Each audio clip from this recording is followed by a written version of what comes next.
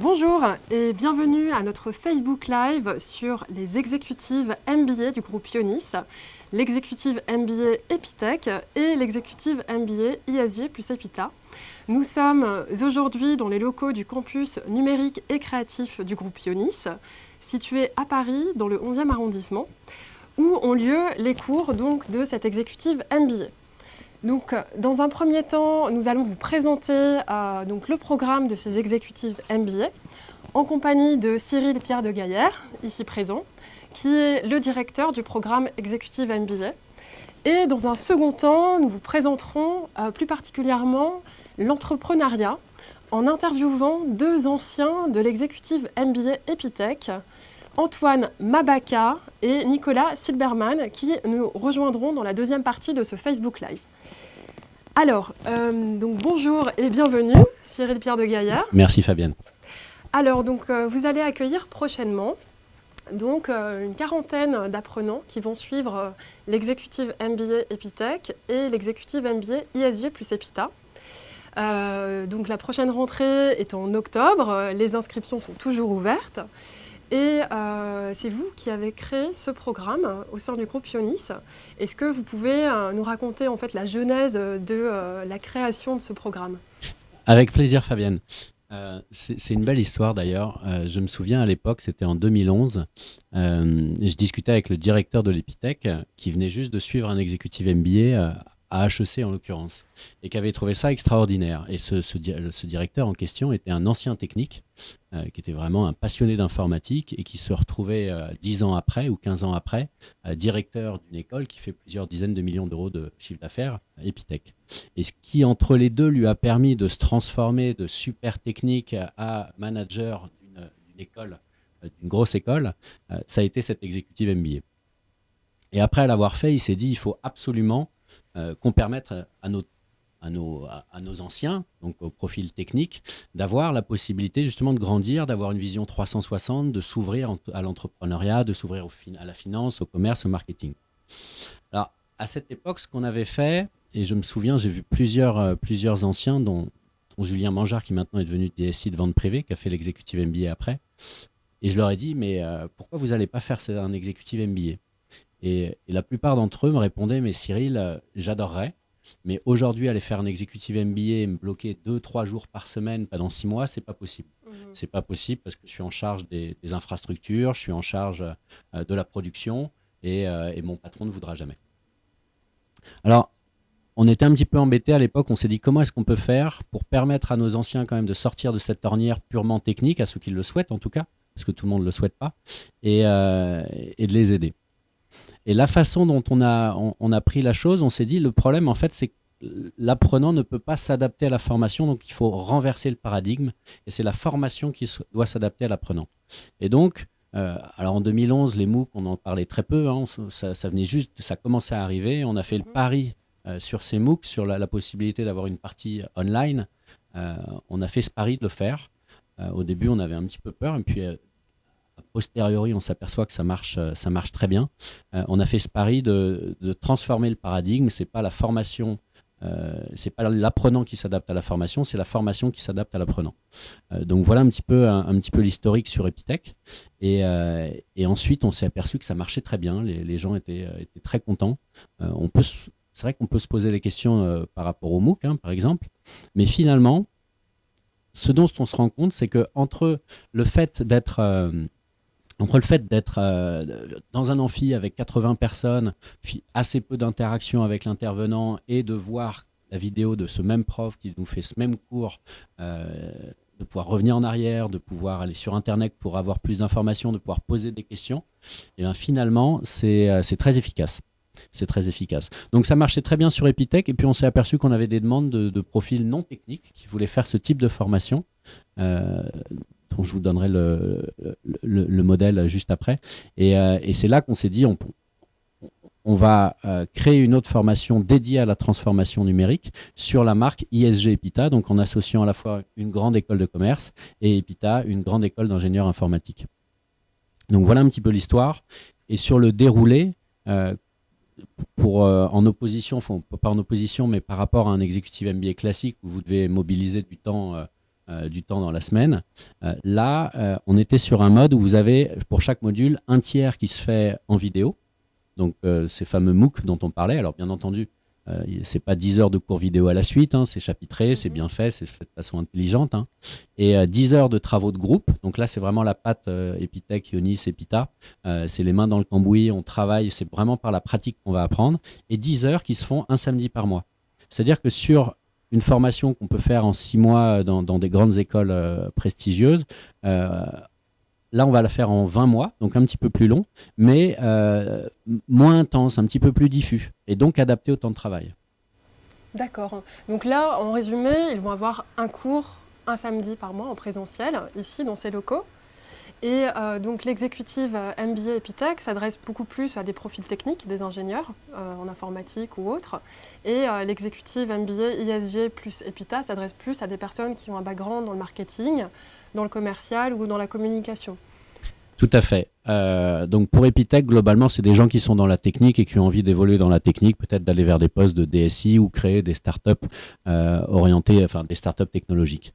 Par contre, on s'est aperçu qu'aujourd'hui, quand vous avez plus de 30 ans et que vous n'avez pas pris forcément le virage du numérique et que vous n'êtes pas encore à des postes de direction suffisantes, vous êtes en danger. Vous êtes en danger parce qu'il y a des jeunes qui sortent d'école, qui ont 25 ans, qui maîtrisent tout ce qui se passe, tout ce qui est nouveau. Parce que quand vous avez appris il y a 15 ans, vous parlez de communication, vous pouviez communiquer par la presse, par la télé, par la radio. Aujourd'hui, les points de contact avec l'utilisateur sont infinis. Et si vous ne le savez pas, si vous ne savez pas comment ça marche, vous êtes en danger. Et donc, on a voulu répondre un petit peu à cette population qui est une population plus large, hein, qui n'est pas technique, et de lui permettre en fait de se remettre au goût du jour, donc de faire un executive MBA, donc d'évoluer vers des postes de top management, avec un gros focus sur qu'est-ce qui se passe aujourd'hui, quelles sont les nouveautés, qu'est-ce que c'est que la transformation numérique, qu'est-ce que c'est que les méthodes agiles. Donc ce gros focus. Là, on va s'adresser à deux publics, donc ce public non technique et des publics plutôt techniques qui, eux, ont envie de sortir de la technique. Donc d'aller vers des postes de CDO, Chief Digital Officer, d'aller vers des postes de commerciaux dans le commerce dans la technique. Donc voilà, on s'adresse à ces types de populations. Alors, dans quelles entreprises travaillent le plus souvent les apprenants de l'exécutive MBA ? Alors, ce que j'aime beaucoup dire, c'est que toutes les licornes françaises ont fait le choix de travailler avec nous. Donc aujourd'hui, on est très fiers d'avoir, je crois, 7 anciens chez Vente Privée, 4 anciens chez Blablacar, 2 chez Criteo, des anciens chez Deezer, des anciens de l'exécutive MBA également chez Le Bon Coin. Donc on était en avance de phase sur la façon de faire et on a séduit des sociétés qui étaient en avance de phase. Donc ça fait vraiment plaisir. On a aussi des sociétés très classiques, hein, plus classiques, et ça c'est aussi une partie de nos apprenants. Mais un point important, c'est qu'on a 30% d'entrepreneurs. C'est-à-dire qu'on a beaucoup d'entrepreneurs qui suivent cette formation. Et ça, pour moi, c'est quelque chose de très important parce que quand on est entrepreneur, on n'a pas une minute à perdre. Et une formation, si elle ne vous apporte pas, on est déjà tellement impliqué dans son job, si cette formation ne vous apporte pas, vous n'allez pas la faire, vous allez l'arrêter. Et d'avoir autant d'entrepreneurs qui sont dans la formation, c'est important. Je cite rapidement, on a un article qui doit paraître, un ancien Alexis Huette, promo 2015, qui nous disait, après l'exécutive MBA, grâce à l'exécutive MBA, j'ai doublé le chiffre d'affaires de ma boîte. Donc c'est des gens qui ont appris plein de méthodes pour accélérer leur structure. D'accord. Et donc concrètement, en quoi le fait de suivre un exécutive MBA Epitech ou ISG plus Epita permet justement de concrétiser un projet d'entreprise ? Alors ça, c'était... Un projet, c'est grâce au MOOC, on voulait répondre à une problématique qu'on a tous aujourd'hui quand on est à des postes de management, qu'on gagne bien sa vie, souvent quand on a des enfants, quand on a des emprunts. Se dire, je vais créer ma boîte, c'est extrêmement dangereux. C'est-à-dire que si vous êtes le soutien de votre famille, de dire du jour au lendemain, allez voir votre mari ou votre femme et dites-lui, bon, mon chéri, ma chérie, j'arrête de travailler, j'ai envie de créer ma start-up, mes 80 à 100 000 euros par mois, par an, on va devoir s'en passer, c'est extrêmement dangereux. Et ce qu'on voulait éviter, c'est que ces gens-là se retournent à 60 ans et se disent, j'aurais adoré créer cette start-up sur de l'IoT, sur n'importe quel que soit le sujet. Et pour ça, pour éviter cette problématique-là, on a mis en place un système pendant 1 an, la 2e année, de simulation de création d'entreprise. D'accord. Et donc, on travaille avec un fonds, avec le fonds Network Finance, donc Gilles Anguéard, qui voit passer des centaines et des centaines de startups par mois, qui va nous accompagner pendant 1 an et qui va simuler la création d'une boîte.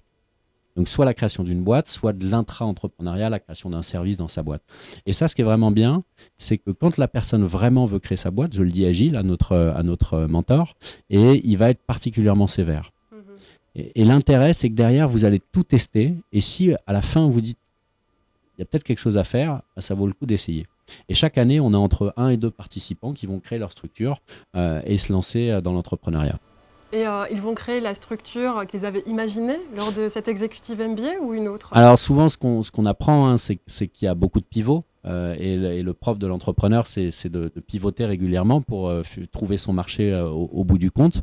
Et souvent, entre l'idée initiale et le résultat final, il y a des évolutions.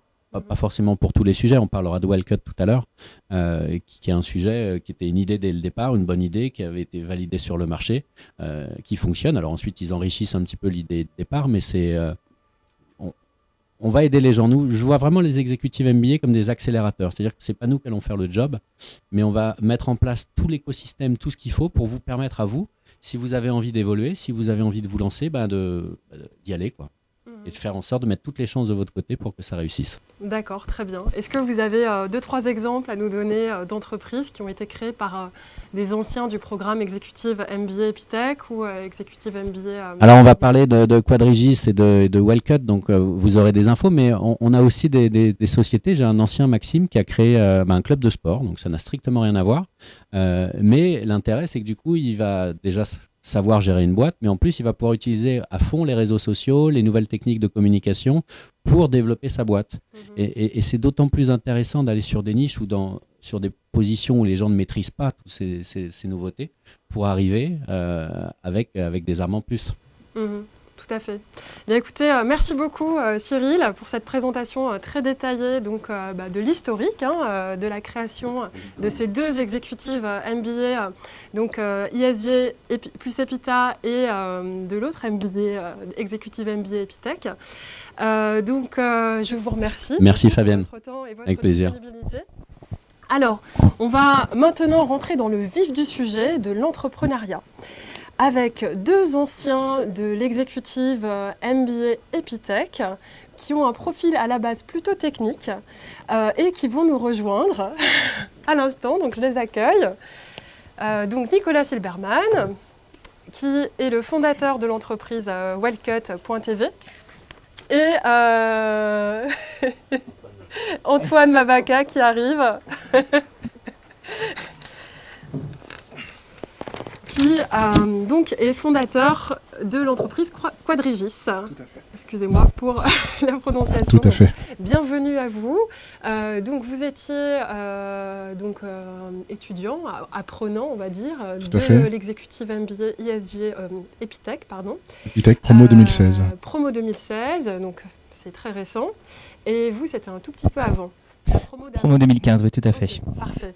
Alors, je vais vous laisser la parole, je vais vous laisser vous présenter quel était votre parcours et également votre entreprise.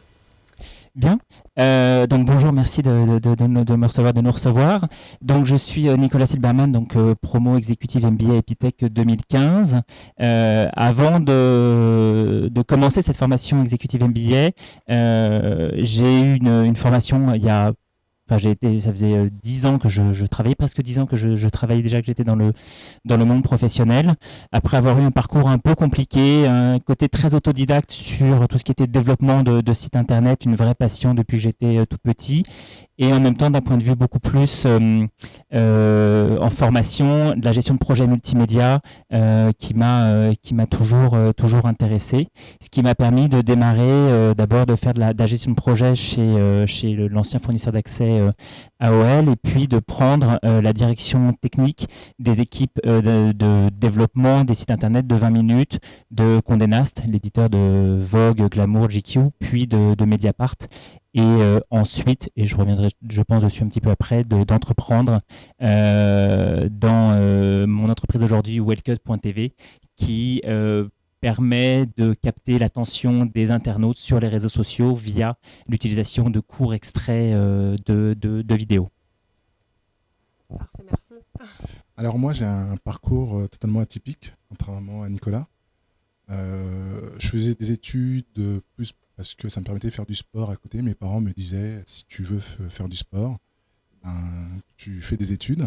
Donc j'ai été sportif semi-pro jusqu'à mes 25 ans.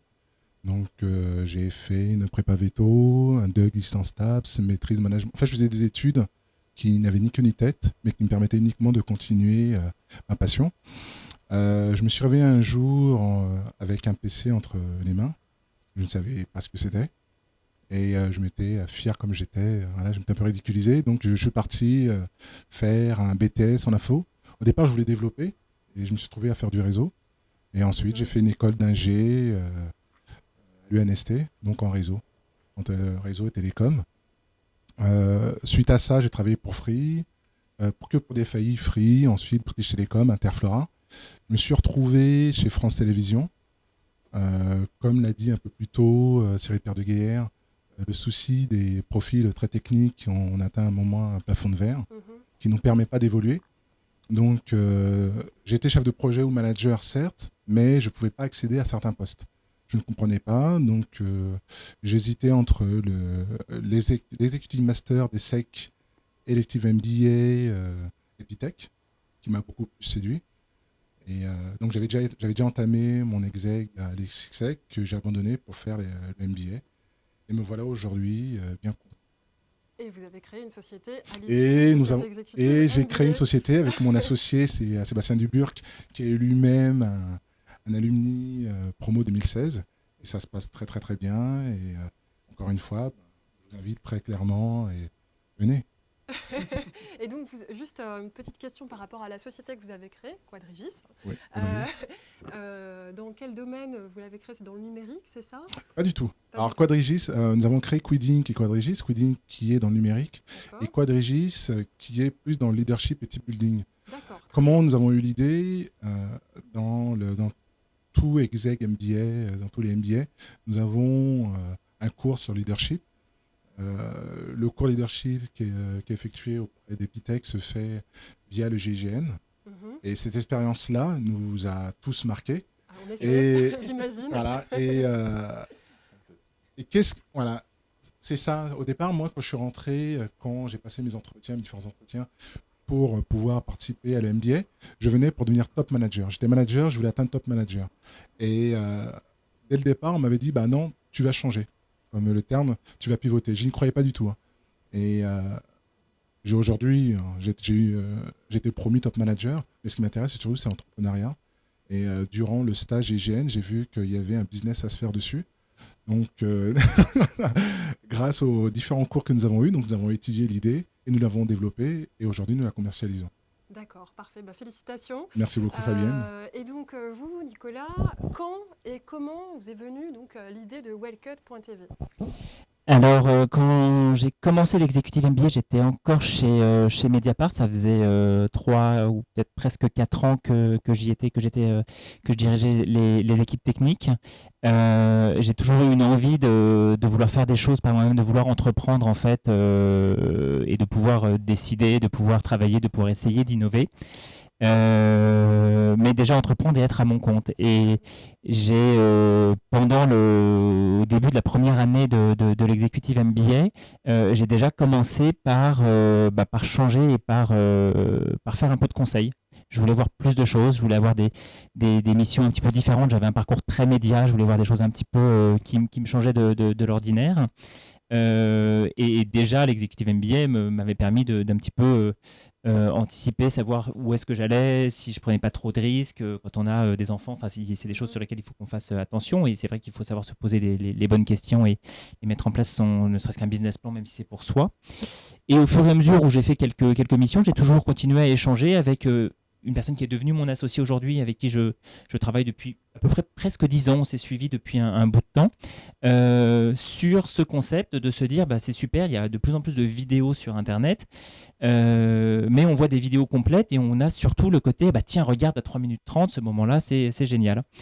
Et en discutant, en échangeant, on s'est dit, mais il y a quelque chose à faire, de dire, au lieu de faire, tiens, regarde à 3 minutes 30, c'est génial, faisons de la citation vidéo le plus simplement possible, pas besoin d'outils, pas besoin de logiciels, pas besoin de connaissances en vidéo, mais je partage uniquement ce petit moment précis, ce petit moment sympa, cette punchline, cette citation, cette chute, ce chat qui tombe, ou des choses comme ça. Donc cette idée-là est arrivée en fait pendant la première année de l'executive MBA, ce qui en plus a été parfait pour moi parce que on a été la première année, les 18 premiers mois dans des phases assez intensives de définition du business plan, d'étudier le marché, de chercher des investisseurs, d'avoir nos premiers clients. Et ce qui fait qu'à peu près chaque cours, chaque type de matière qu'on a pu avoir au cours de ces 2 années de l'executive MBA ont pu m'apporter soit de l'assurance au quotidien, sans faire de moi forcément l'expert, mais l'assurance et la connaissance des termes de métier qui, mine de rien, étaient un petit peu plus éloignés de ma formation ou de mes connaissances initiales, si on peut le dire, ou aussi de la crédibilité vis-à-vis des gens avec qui je pouvais être en contact, ne serait-ce que des investisseurs, qui n'ont pas que un tech, un développeur qui va coder le jour, la nuit, les week-ends, mais quelqu'un qui est vraiment capable de pouvoir gérer, être fondateur et avancer, et sur lequel on peut se reposer et avoir un vrai binôme à la tête d'une entreprise, d'une start-up. De cette startup Wellcut. Donc c'est arrivé un peu comme ça et du coup de se dire petit à petit, on a l'extrait vidéo, mais ce que veulent les médias, ce que veulent les associations, ce que veulent les organisateurs d'événements, ce que veulent les marques, c'est de pouvoir facilement capter cette attention de l'internaute. Et donc on a construit à partir d'une idée de technologie un produit qui répond vraiment à des attentes très marketing social, mais tout ça bien packagé. D'accord, donc ça fait presque 4 ans que cette société existe. Oui, 3 ans, oui. Ok, très bien. Donc félicitations, donc, vous avez vraiment créé cette entreprise alors que vous étiez apprenant donc, au sein de cette executive MBA. Donc on voit quand même que ça vous a apporté énormément de choses. Donc pour vous Antoine, est-ce que le fait de suivre MBA vous a permis de vous dire, voilà, go, j'y vais, je me lance, Totalement. je crée mon entreprise dès demain. Ah oui, totalement. Et moi, personnellement, ça m'a permis d'être beaucoup plus efficient et plus méthodique aussi. J'avais déjà créé une société 5 ans ou 4 ans avant de faire le MBA. J'avais un capital, tout heureux, 10 000 euros. J'avais filé 2 000 euros à un comptable pour me faire mes statuts. En fait, l'argent s'est éparpillé à une vitesse. Et je me suis dit, et au bout de 3 mois, j'avais plus rien en compte et j'avais strictement rien créé. Et le MBA, ça nous permet vraiment d'analyser. Ça nous permet d'une part d'analyser. L'executive MBA n'a pas la prétention de nous transformer en experts dans chaque domaine. Par contre, ça nous permet, je ne sais pas si tu as eu la même chose, Nicolas, mais au moins on est confirmé dans les différents domaines, que ce soit le marketing, la communication, quand nous allons, lors d'une levée de fonds, quand nous avons affaire à un commercial sur un recrutement, nous sommes en capacité d'utiliser le même langage, le même vocabulaire, et on n'est pas mis sur la touche. Moi, ça, je l'ai senti même au sein de la société par laquelle je travaille, France Télévisions. Aujourd'hui, personne n'est capable de me... On ne sait pas quelle casquette. Est-ce qu'Antoine fait de la com? Est-ce qu'Antoine fait du marketing? Est-ce qu'Antoine fait de la technique? Et c'est ça, le plus gros avantage de l'exeg, c'est que ça nous permet vraiment de dialoguer avec des personnes de différents mondes, différentes compétences et autres. Donc ça vous permet d'avoir une vision à 360 degrés de l'entreprise. Tout à fait. J'ai envie de rajouter un peu le point pour compléter ce que tu dis, c'est que pendant des années, j'ai toujours géré mes budgets de l'équipe, donc c'est quelles vont être les dépenses et puis voilà. Quand on se retrouve à entreprendre, c'est pas juste un budget. Il va y avoir des charges, il va y avoir des rentrées, gérer le chiffre d'affaires, gérer la trésorerie, gérer les relations avec l'expert comptable, gérer les relations avec les commissaires aux comptes, avec l'administration, etc. On rentre dans un univers qui est complètement différent et franchement, ça peut faire peur, ça peut vraiment ne pas donner envie, etc. Au départ, je me retrouve aujourd'hui, alors j'ai une formation très technique, à faire la gestion de l'entreprise, la direction administrative et financière de l'entreprise, à gérer toute la partie ressources humaines. Alors certes, pas au niveau d'expert là-dedans, mais suffisamment pour ensuite pouvoir dialoguer avec nos avocats, avec l'expert comptable, qui peuvent me déléguer une partie du travail en toute confiance, parce qu'ils savent que les choses vont être faites correctement. Et parce qu'en même temps, j'ai les bases nécessaires pour pouvoir avancer en étant le plus efficace et efficient possible. Parfait. Merci beaucoup Merci pour à vous. ces réponses. Alors, juste une dernière question. Alors, ça concerne plutôt Nicolas. Et je vous poserai une ultime question après cette dernière question. Donc, en fait, il me semble que vous avez été hébergé, que vous êtes actuellement hébergé dans un incubateur qui appartient au groupe Ionis. Tout à fait. Incubé. Incubé, pardon. Je rentre encore chez moi le soir. Donc, qui s'appelle Ionis 361, qui se situe donc dans ce bâtiment. Alors, qu'est-ce que ça représentait pour vous, en fait quels avantages ça représentait d'être incubé que votre entreprise soit incubée? Oui, tout à fait. L'incubation et encore plus ici chez Ionis 361 est particulièrement intéressante parce qu'une fois qu'on est sélectionné, on va rentrer dans un cycle. Alors en l'occurrence ici c'est un cycle de 6 mois où on va certes avoir des bureaux pour travailler, on va être au contact d'autres startups, je crois qu'il y en a une quarantaine si je ne me trompe pas de startups sélectionnées, avec qui on va être au quotidien, mais surtout le gros apport va être que d'une part il va y avoir très régulièrement, plusieurs fois par semaine, des ateliers thématiques qui répondent à toutes les questions que peuvent avoir les entrepreneurs, mais aussi bien sur la recherche de financement, que sur le management, que sur la propriété intellectuelle, que sur des problématiques commerciales, etc. etc. Et donc, ils vont être proposés par des spécialistes, par des personnes reconnues qui vont apporter leur retour d'expérience. Et en plus, on va être accompagné par un mentor qui, lui, va aussi être particulièrement aguerris en fonction de nos thématiques et vont nous permettre aussi régulièrement, alors pas une fois par semaine, mais de manière assez régulière, de nous poser des questions, d'essayer de voir avec nous comment est-ce qu'on peut aller un peu plus loin, de nous aider, de nous aiguiller. Donc c'est vraiment une façon d'avoir 6 mois intense sur lesquels on apprend beaucoup et encore plus que si on avait été tout seul à avoir de simples bureaux sans personne d'autre à côté. Très bien, merci beaucoup. Alors, qu'est-ce que vous retenez de cette expérience d'exécutive MBA en quelques mots? Moi, ça a permis de susciter l'appétence de mon profil. Parfait. Et moi, ça m'a permis d'entreprendre, si je veux vraiment résumer, d'être beaucoup plus serein et d'être posé sur le fait d'entreprendre. Très bien. Et vos projets pour demain, vous avez d'autres projets d'entreprise, de création d'entreprise, oui? Moi déjà, ça serait de faire en sorte qu'on arrive à passer ce cap des premières années d'une start-up très incertain, comme toute start-up, avec tous les moyens nécessaires et toutes les connaissances que j'ai maintenant. Nous, sur Quidink, on aimerait bien recruter 1 à 2 développeurs. Et sur Quadrigis grandissent de plus en plus. Et les autres projets, on a plein de projets. Voilà, le souci de MDA, c'est qu'on sort de là avec plein de projets à la tête. Et qui plus est, voilà, on sait. Voilà, et il y a un réseau. Le réseau, c'est avant le MDA, aujourd'hui, j'interviens aussi bien dans des écoles comme 42 ou HEC, ou aux gros groupes comme Renault ou L'Oréal. Et sans le MBA, je ne serais pas là. D'accord. Donc merci. Non, mais c'est vrai. Donc merci. Quoi. Je rêvais de faire HEC et aujourd'hui j'enseigne HEC. Donc voilà, c'est le parallèle. Donc voilà, merci. Parfait. Merci beaucoup pour cette interview. Alors, merci à vous aussi de nous avoir suivis lors de ce Facebook Live sous forme d'interview qui portait donc sur les exécutives MBA du groupe Ionis et l'entrepreneuriat.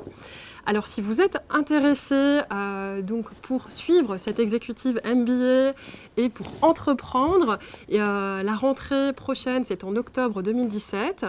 Il reste encore quelques places disponibles. Donc, vous pouvez bien évidemment nous joindre aux coordonnées qui vont s'afficher à l'écran. Et ce format existe aussi 100% en ligne, à distance. Si vous êtes basé à l'étranger ou en province, vous pouvez aussi donc nous contacter sur le site internet du groupe ionix.com. Voilà, je vous souhaite une excellente journée. Merci beaucoup.